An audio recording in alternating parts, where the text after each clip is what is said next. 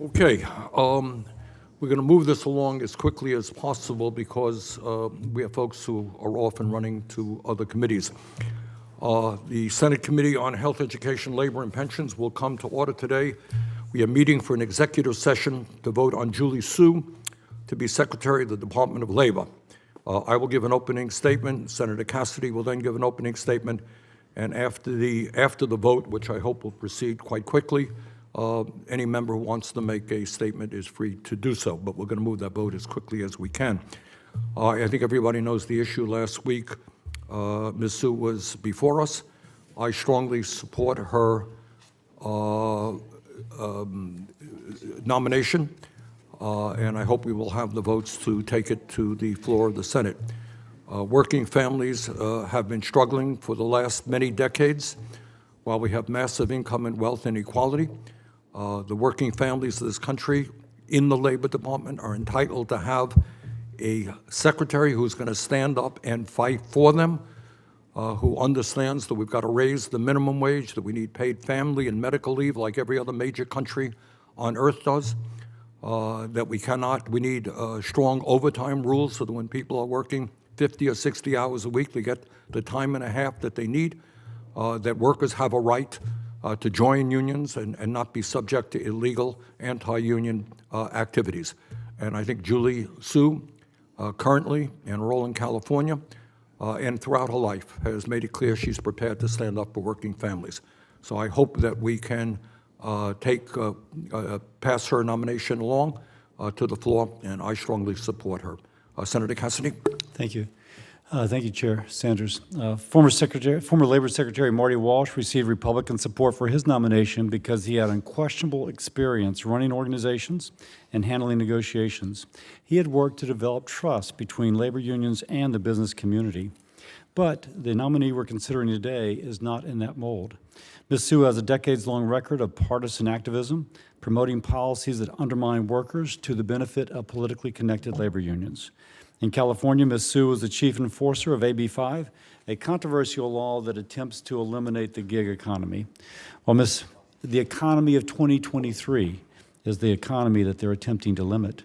While Ms. Su said the Department of Labor cannot unilaterally enact an ABC test, she declined to commit that she would not attempt to pursue a similar policy to accomplish the same goal through rulemaking. We asked if she would pursue changes to the joint employer rule, a major priority of unions that would completely undermine the franchise model, a franchise model which employs 8 million Americans. Her only commitment is that it would not be on the department's agenda in June. Not a very satisfactory answer. In fact, following our hearing, many members of this committee submitted questions for the record to get better clarity from Ms. Su. Unfortunately, Ms. Su ignored senators' requests for documents and failed to respond to questions entirely. Some of the so-called answers we did receive were simply copied and pasted sections of DOL press releases that only indirectly referenced the question presented. How can we believe that Ms. Su will work in good faith with Congress when she did not respond adequately to even QFRs from members of this committee? It seems unlikely she would be more transparent after the confirmation process concludes. There's also serious concerns about Ms. Su's ability to manage an agency, and I think this should be important to my Democratic colleagues. The only large agency she's run, the California Labor and Workforce Development Agency, lost $31 billion to fraudsters in unemployment insurance. And despite repeated warnings, she chose to waive crucial safeguards recommended by the Department of Labor. This was confirmed by the California Office of the Inspector General. I once heard Senator Sanders say he is not for wasting taxpayer dollars. This was a waste of taxpayer dollars. During the hearing, we heard this wasn't a big deal because other states had fraud too. Well, if any one of those secretaries of labors in any of those other states have been here with this measure of fraud, whether it was a red or blue state, neither should they be a Secretary of Labor for the United States government. There are 150 labor contracts expiring this year. When labor disputes are not handled properly, there are massive supply chain implications and economic impacts. During Ms. Su's hearing, she was unable to provide a single instance in which she handled a successful negotiation. Ms. Su cited being with Marty Walsh during the rail negotiation as an experience, a negotiation which failed and required Congress to intervene and pick up the pieces. A qualified Secretary of Labor needs to successfully handle negotiations, be a competent manager of a department, and refrain from partisan activism. I've not seen evidence of Ms. Sue's ability to do any of these three. That's why I'm voting no on her nomination and encourage my colleagues to do the same. Thank you. Thank you, Senator Cassidy. We will now vote to approve the nomination of Julie Sue.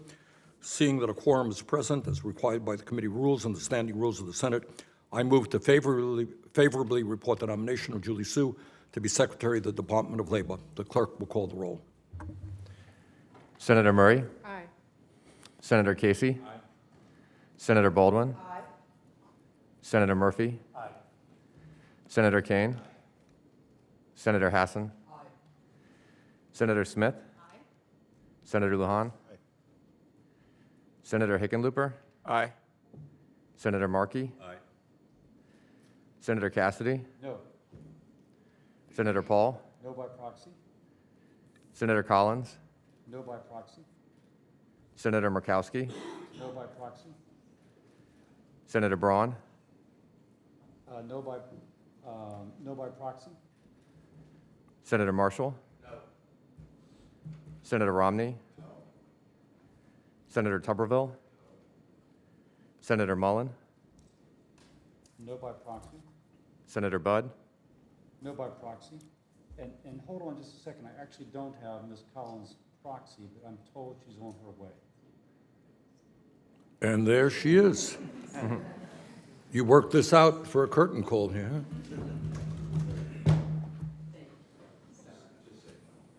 huh? Did you know what you said no to?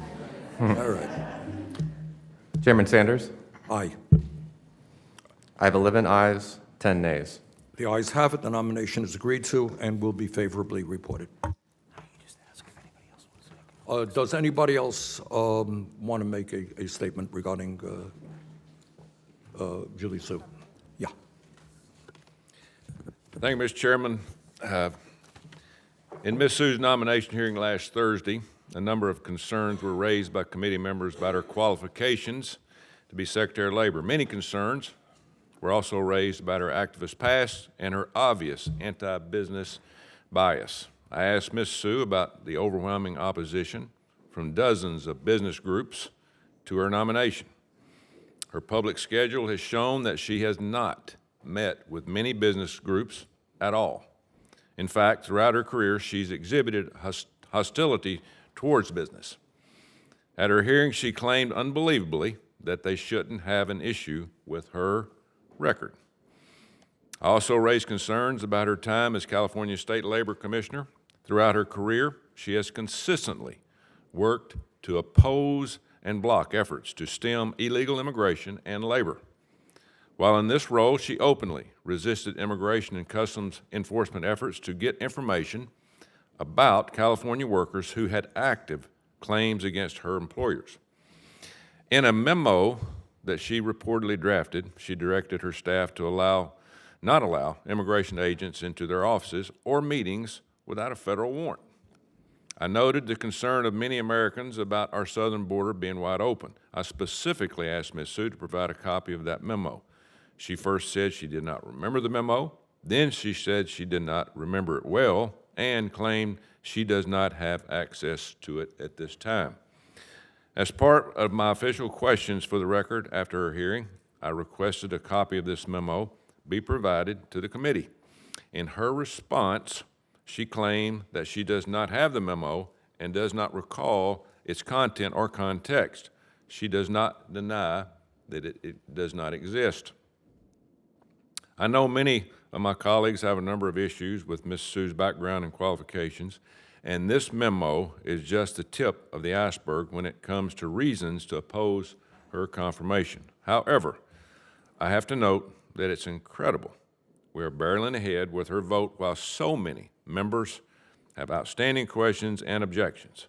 We deserve to know the full scope of her activist engagement and beliefs, especially when they call for breaking the law, before being forced to vote on a cabinet nominee. I yield. Anybody else like to make a comment? Mr. Chair. Thank Senator you. Hillary, As a child of small business owners, Julie Sue's firsthand experience always informs her service. And as a first-generation American, she's got firsthand experience of the struggles and challenges so many workers and families across this country face every day, and the transformative power of a good job. Finally, as a mom, Julie Sue recognizes the need to make sure that we invest in the next generation by prioritizing 21st century workforce pipelines. She has excelled as former Secretary Walsh's deputy. I am confident she will do great things if confirmed as Labor Secretary. And I remain committed to support her nomination in committee, and I'm looking forward to supporting her nomination on the Senate floor. Thank you. Any other statements on Julie Sue? Senator Casey? Chairman, just really quick, just in terms of the obligations of the Department of Labor through the work of the Secretary, here's the mission statement of the department. And this is the mission statement under the last administration as well. Quote, to foster, promote, and develop the welfare of wage earners, job seekers, and retirees. Wage earners, job seekers, and retirees of the United States.